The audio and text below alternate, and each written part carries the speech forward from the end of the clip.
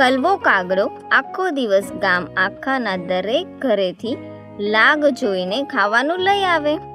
પછી નદીને કિનારે ઝાડ પર બેસીને નિરાંતે ખાય. તે દરરોજ બગલાને માછલા પકડતા જુએ. ક્યારેક બગલો કાગડાને નાની નાની માછલીઓ ખાવા આપે. થોડા દિવસોમાં કાગડો અને બગલો ભાઈબંધ થઈ ગયા.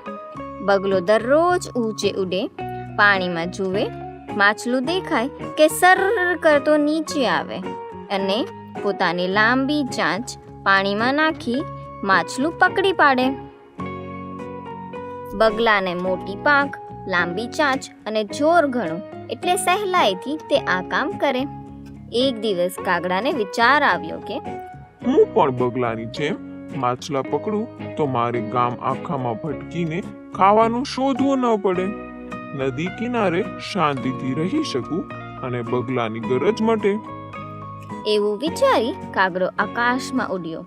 પાણીમાં નજર કરીને જુએ તો નીચે છીછરા, કાદવ અને શેવાળવાળા પાણીમાં થોડા માછલા દેખાય. એટલે ઊંચા પગ કરી હતું એટલું જોર કરી પાણીમાં પડ્યો. છીછરા પાણીમાં પડતા વેતની તેની ચાંચ ચીકણી શેવાળમાં ફસાઈ ગઈ. મોં અને આંખ કાદવથી ખરડાઈ ગયા. પૂંછડી પાણીની બહાર રહી ગઈ અને ઊંધા માથે પકડાયેલા કાગડાભાઈ તરફડવા લાગ્યા.